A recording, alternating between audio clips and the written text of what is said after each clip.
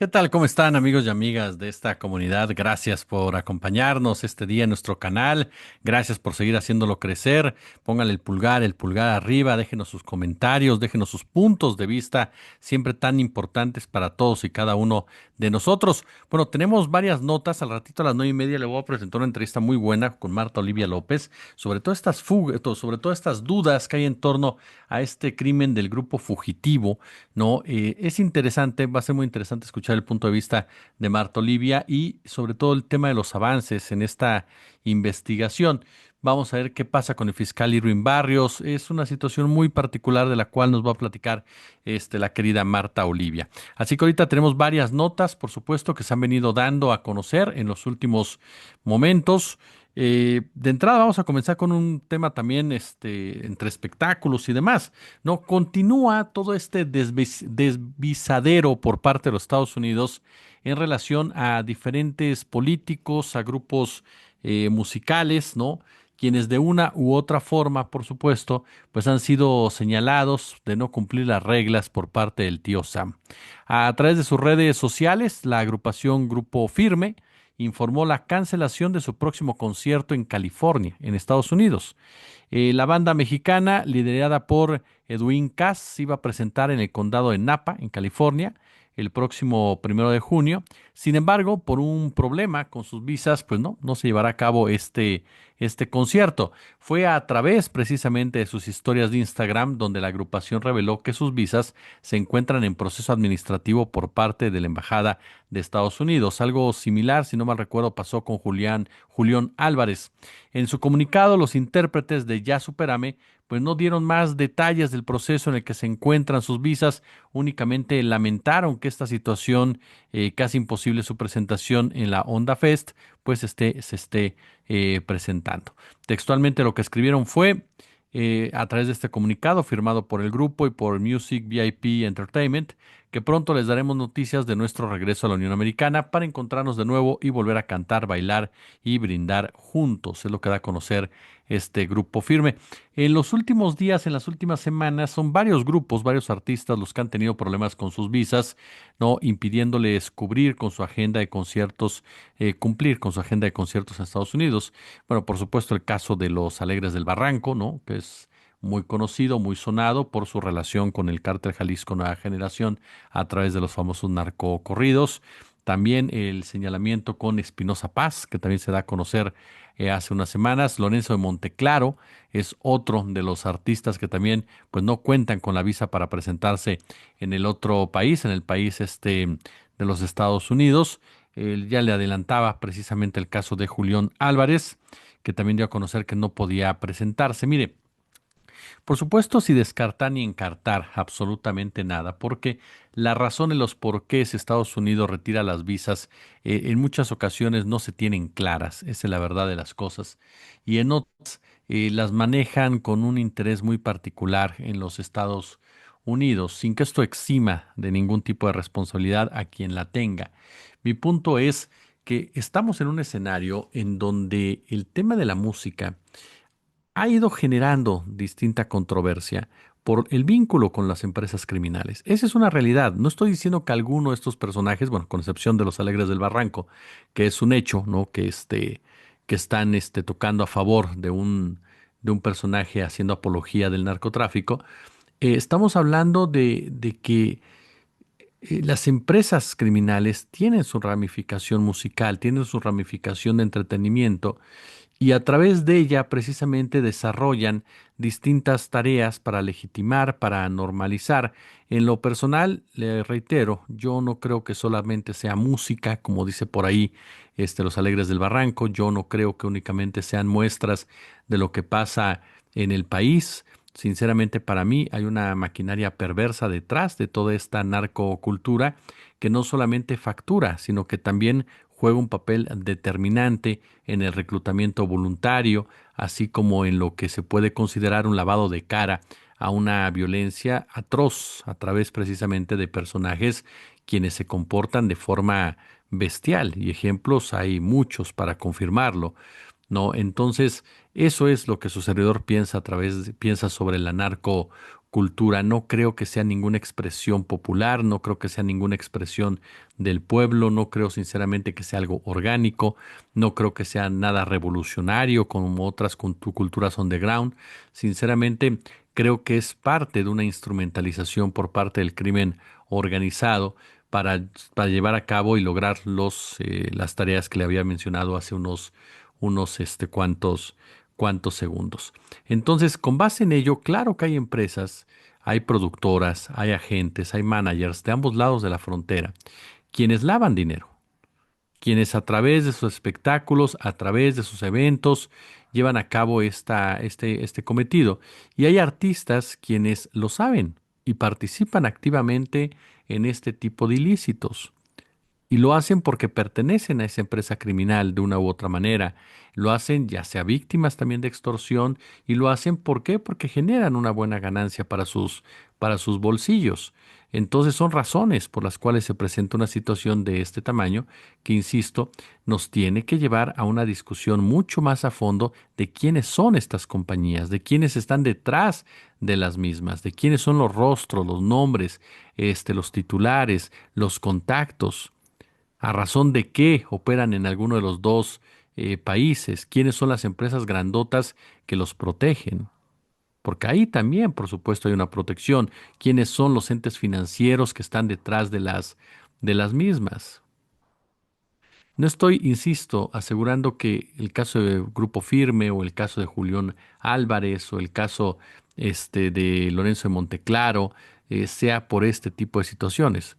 Estoy asegurando que ya se presentó con Gerardo Ortiz, asegurando que ya se presentó con Los Ángeles con los Alegres del Barranco, estoy asegurando que ya se presentó, ajá, con otros artistas, incluso algunos ya de talla internacional relacionados directamente a grupos criminales, a grupos de poder, cuyos representantes fueron hasta ejecutados en algunos casos o fueron detenidos precisamente en otros. Entonces, nos topamos en realidad con un escenario que no podemos soslayar, que no podemos ignorar. Ahora, ya le daba cuenta hace unos minutos, no puede sentenciar a estas personas en particular.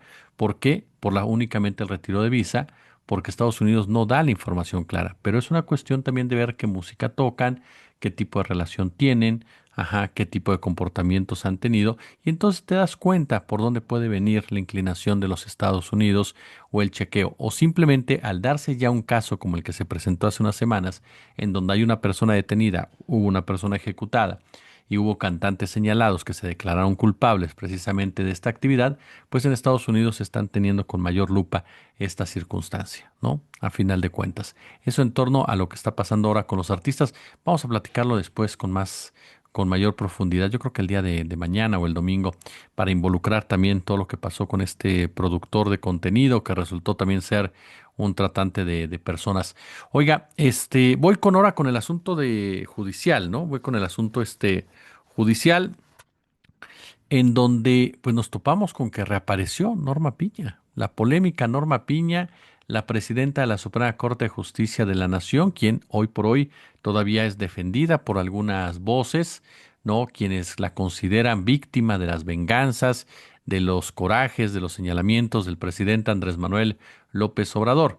Mire, para mí queda muy claro el papel que jugó Norma Piña desde el espectro netamente político, en donde aceptó participar activamente en los planes, en la estrategia de Claudio X González para suceder como su rostro, como su representante, como su voz institucional de la oposición, lo que venía haciendo Lorenzo Córdoba en el Instituto Nacional Electoral, en donde no se comportó como ningún árbitro, sino que tomó partido directamente a favor de alguno de los contendientes. Algo similar pasó con Norma Piña, y me sorprende que de repente se ignore esto al momento de analizar la labor de esta persona.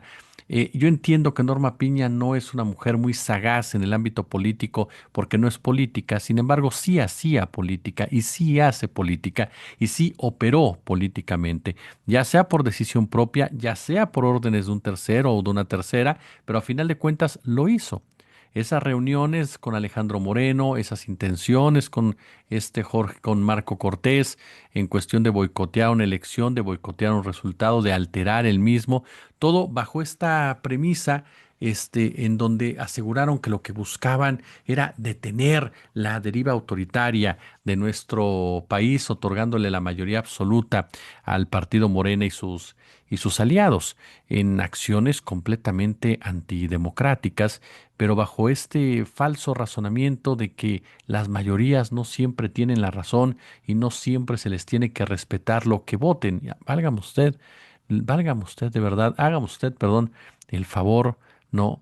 Cuando uno escucha ese tipo de razonamientos, de postulados por parte de intelectuales, académicos, quienes en otras épocas, en otras situaciones, se rasgaban las vestiduras asumiéndose como representantes fundamentales de la democracia.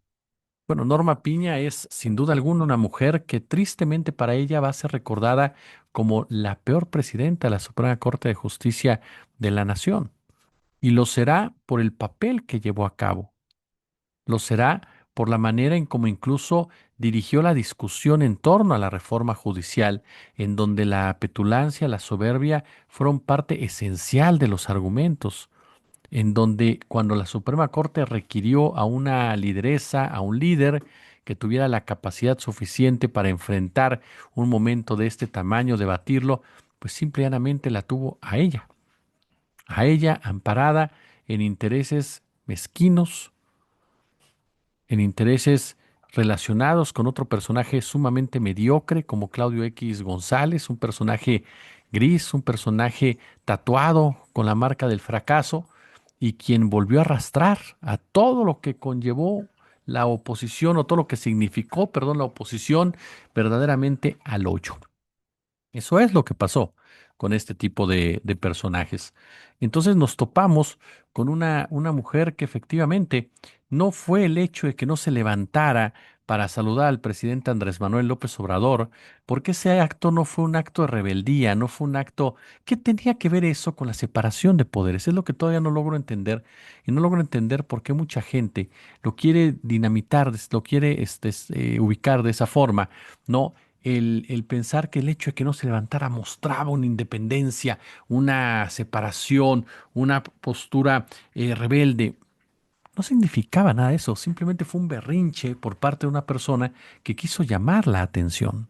Nada más, que ya formaba parte de un grupúsculo que si algo lo caracterizó durante todo el proceso electoral anterior fue precisamente sus actitudes inmaduras e infantiles. Digo, tenían una candidata que respondía perfectamente a a esas descripciones.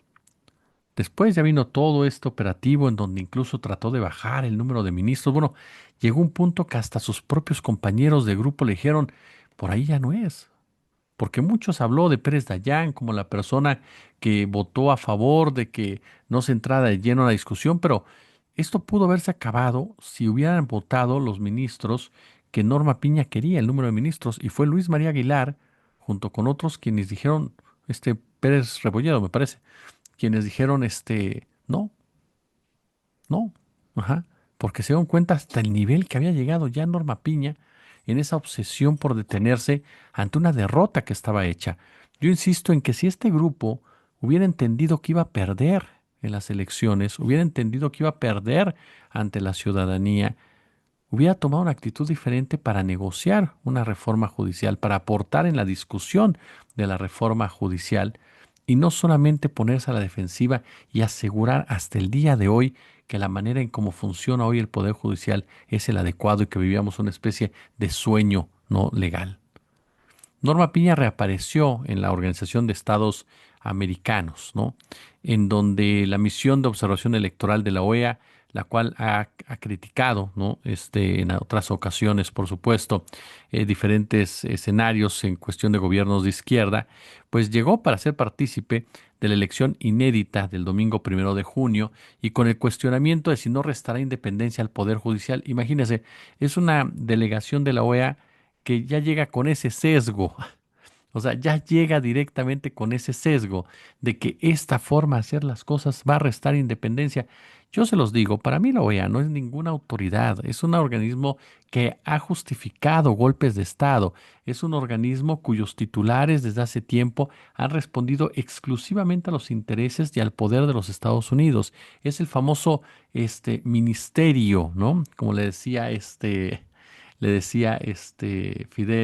Fidel Castro, ¿no? Un ministerio en donde nos topamos precisamente a los países sometidos en el Ministerio de Colonias, ¿no?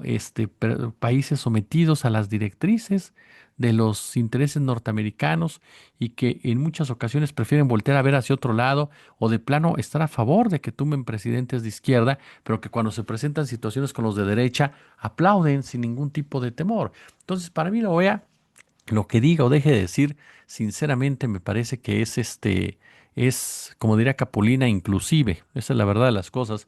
¿Por qué? Porque ellos quieren patentar, insisto otra vez, si el Poder Judicial hubiera sido un poco más honesto y no hubiera querido vendernos esa idea de que estábamos en la gloria, a lo mejor hubiera sido otro escenario que se estuviera viviendo ahora. Pero ese Poder Judicial pues sigue insistiendo en que atenta contra la independencia judicial. Tuvieron independencia judicial hasta ahora. Y eso, entre comillas, porque lo que hicieron fue enfrentarse al poder político, realmente de gobierno, y seguir avasallados, controlados por el poder económico. O sea, nunca han tenido una independencia como tal, nunca han sido un contrapeso como tal, caray. Dejémonos de chupar el dedo, ahí está la historia, ¿no? Y sin embargo, ajá, les encanta venderse en esa situación. Por eso llega la OEA diciendo, vamos a ver. ¿Por qué? Porque si resulta un éxito, va a haber quien lo va a querer replicar. Y eso no le conviene al sistema, no le conviene a los Estados Unidos, no le conviene a la derecha. Por lo pronto también estuvo ahí Juan Ramón de la Fuente, canciller, ¿no? Le agradecieron las facilidades otorgadas para este ejercicio y pues veremos qué es lo que sucede más adelante. A mí en lo particular, le reitero, la OEA esté a favor o no esté a favor del resultado, del ejercicio, sinceramente, para mí es una organización que ya está totalmente sesgada. Mi punto es que ahí estuvo Norma Piña, un personaje en que incluso en otras ocasiones, junto con otros personajes, también de una forma velada o abierta, pidieron literalmente ayuda del extranjero para que se metieran otros gobiernos, lo que es Estados Unidos, en procesos democráticos de nuestro país, lo que para mí también es inadmisible, aunque a algunos les guste minimizarlo. Oiga, y yendo con el tema de Estados Unidos, bueno, el presidente estadounidense Donald Trump anunció este viernes que los aranceles al acero impuestos el pasado mes de marzo suben del 25 al 50%. ¿Por qué? Porque tiene que defender a la industria de su país. El líder republicano celebró que el público del evento lleno de trabajadores de esta industria a la cual asistió. Entiende la palabra arancel mejor que la gente de Wall Street, ojo, y señaló que arancel es su cuarta palabra favorita después de Dios, esposa y familia. ¿Qué le parece? Bueno, ya la postura de Trump es un señor, yo no sé si está haciendo berrinche o no, pero ahorita es el clásico que, como me lo pararon, pues ahora soy peor todavía, ¿no? No paró ahí, por supuesto que comenzó una escalada discursiva sobre China, ¿sabe? Trump dice que los chinos no cumplieron el acuerdo, no sabemos a qué se refieren sí, y que por lo tanto China no se está comportando como, o sea, trata de convencernos de que China es el villano cuando pues Estados Unidos es el villano y es el enemigo público número uno de la humanidad. Estas declaraciones de Trump se sumaron a las de Pete Hegseth, el jefe del Pentágono estadounidense, quien advirtió el sábado que China está clara y creíblemente preparando el uso potencial, escuche, de la fuerza militar para alterar el equilibrio de poder en el Indo-Pacífico. ¿Qué le parece? Pekín quiere dominar y controlar Asia, afirmó Hegseth en el Foro de Seguridad de Shangri-La, diálogo en Singapur. La amenaza que China plantea es real y puede ser inminente. ¿Se da cuenta? Estados Unidos quiere convencernos de que China es un peligro cuando Estados Unidos tiene más bases militares en todo el mundo, cuando China se ha desarrollado sin tirar una sola bala, a diferencia de los Estados Unidos. Nos quiere convencer que son los villanos porque quieren hacer algo en contra de China. Así de sencillo. Ajá. Por eso, ¿y sabe qué les dijo? Hay que incrementar el gasto militar. Porque no solamente que Estados Unidos se atreviera a hacer algo en contra de China, que también tenemos ciertas dudas, sino que con esta última declaración me llega a la cabeza este punto, ¿no? Le pide a los aliados, gasten más. ¿Y a quién le van a comprar? ¿A quién? A los fabricantes de armas, ¿de dónde? De Estados Unidos. ¿Se da cuenta lo que están haciendo? Ya lo hicieron con Europa sometida, ahora también con sus aliados en Asia. Y con Europa, ¿qué dijeron? Rusia, ahí vienen los rusos, ahí viene Putin, ¿no? Y ahora aquí con los asiáticos, ahí viene China, ujú, para que les compren armas. Y son tan obvios que llegan a ser ofensivos en toda esta discusión. Aquí el tema, si me permite un poco, es que durante décadas Estados Unidos ha sostenido su supremacía financiera global gracias a dos pilares: el dólar como moneda de reserva mundial y los bonos del tesoro como activo libre de riesgo. Pero esta supremacía pues está llegando a su fin. Y uno de los factores clave detrás del cambio es el avance imparable de China, sumado al impacto acumulado de las guerras arancelarias desatadas por la administración de Donald Trump. Ajá.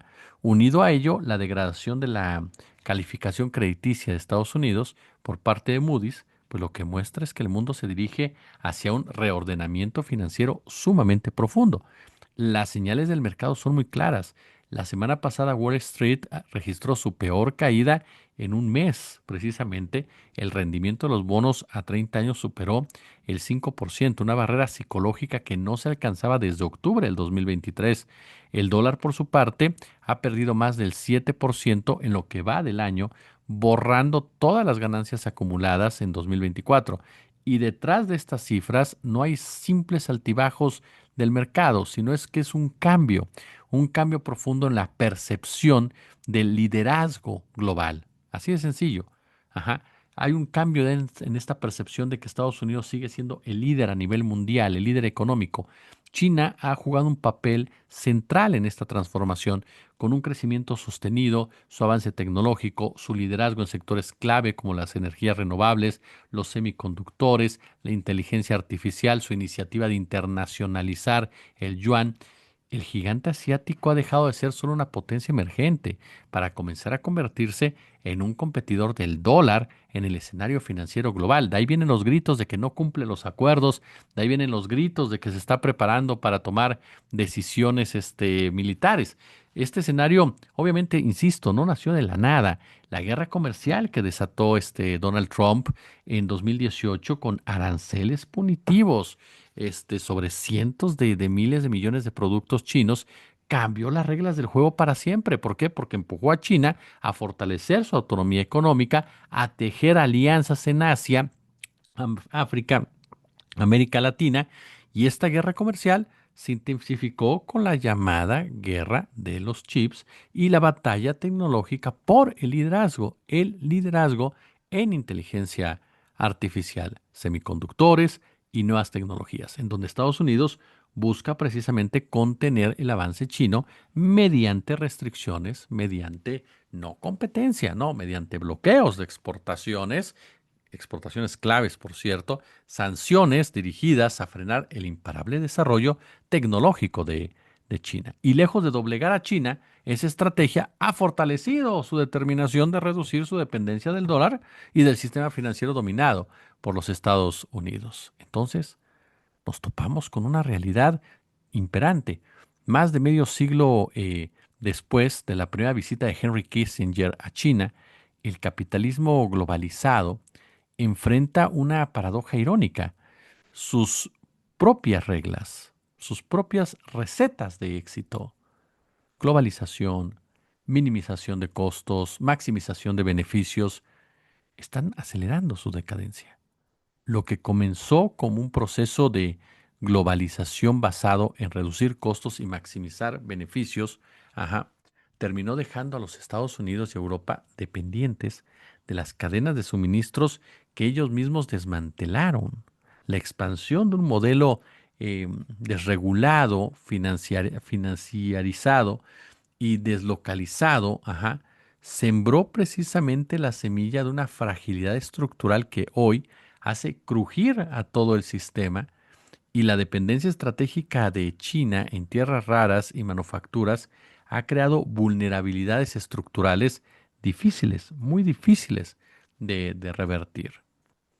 Habrá que esperar qué es lo que sucede, pero a final de cuentas, le digo una cosa, yo jamás voy a descartar acciones militares. Yo sé que suena muy drástico y perdón por ponerme el casco de aluminio, pero sí me parece que no podemos sinceramente, este, dejar de lado, algo que es fundamental. Fundamental. Estados Unidos no quiere ceder el poder y ahora trata de armar a medio mundo para ganar dinero. Y lo que estamos viendo es a una nación que se debate entre sus propias miserias y trata de arrastrar al mundo al lodo en el que está metida. Pulgares arriba, si les gustó el video, déjenme sus comentarios, sus puntos de vista. Ya lo saben, como siempre un gusto, como siempre un verdadero, pero verdadero placer.